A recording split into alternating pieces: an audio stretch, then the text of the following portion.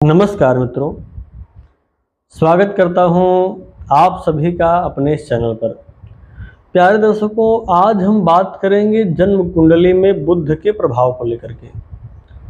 कुंडली में बुध किस प्रकार से फल देते हैं, बुध का शुभ होना अशुभ होना क्या प्रभाव डालेगा आपके व्यक्तित्व पर, क्या प्रभाव डालेगा आपके जीवन पर।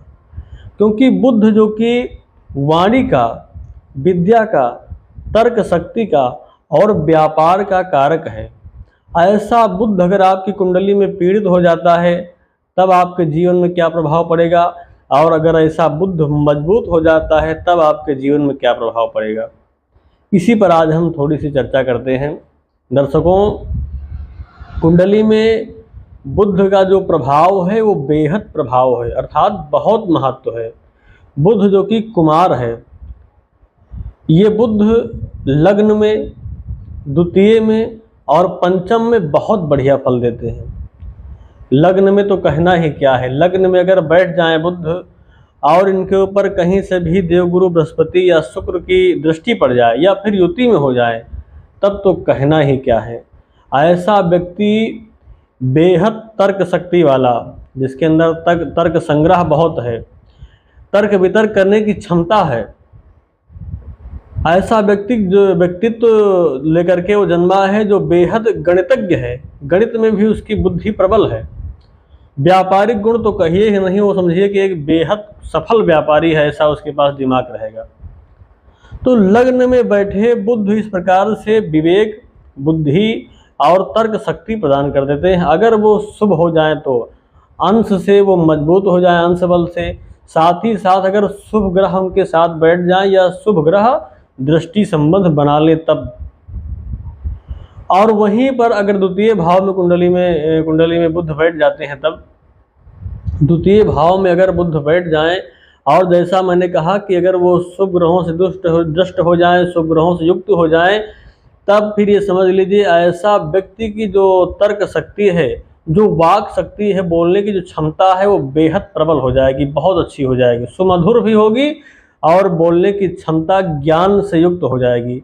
ऐसा व्यक्ति कहीं भी अगर समाज में खड़े होकर के भाषण दे रहा हो या फिर वक्ता होकर के बोल रहा हो तो उसको जो किसी नए विषय पर बोलने के लिए बहुत चिंतन की आवश्यकता नहीं पड़ेगी, उसी क्षण उसके दिमाग में वो विषय आ जाएंगे और वो तत्क्षण उस बात को बोल भी देगा। ऐसी शक्ति प्रदान कर देते हैं बुध अगर द्वितीय भाव में बैठ जाएं और मजबूत होकर के बैठ जाएं। पंचम भाव में तो कहना ही नहीं, पंचम भाव में तो बेहद सुख फल प्रदान करेंगे। विद्या का भाव है, विद्या का कारक ग्रह अगर बैठ जाए और शुभ हो जाए, शुभ ग्रहों से युक्त हो जाए, शुभ ग्रहों से नष्ट हो जाए तो फिर कहना ही नहीं, ऐसा व्यक्ति विवेक के मामले में सबको पछाड़ देगा।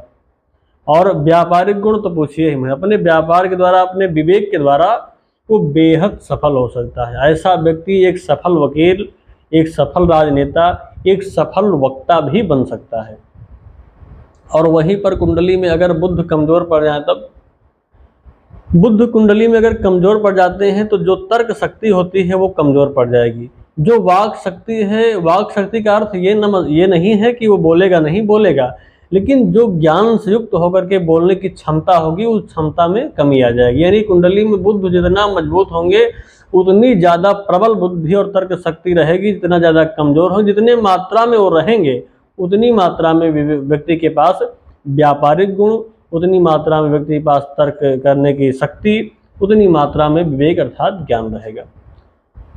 कमजोर पड़ जाने पर व्यक्ति का जो माइंड है वो चलेगा, ऐसा नहीं कि नहीं चलेगा, लेकिन जो तर्क शक्ति, जो तत्क्षण मैंने कहा कि इस प्रकार से व्यक्ति सोच करके कोई भी बात बोल देगा, उसको लिखने की और उसको देखने की आवश्यकता नहीं पड़ेगी, उन विषयों में कमी आ जाती है।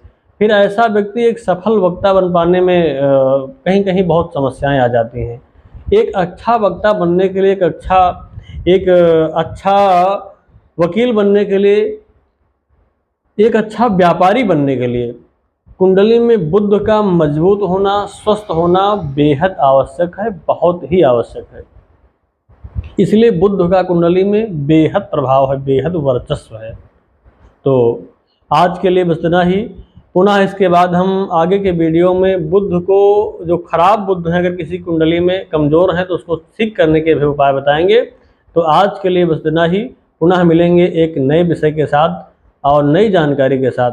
तब तक के लिए नमस्कार।